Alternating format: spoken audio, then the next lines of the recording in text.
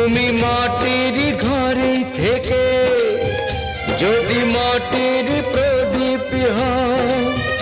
বা ময়ূর মহল জুড়ে যদি ঝাড়বাতি হয়ে রাও,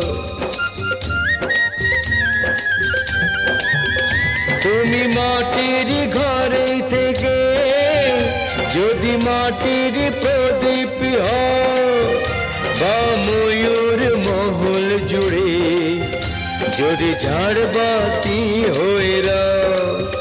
তবু ছড়াতে গেলে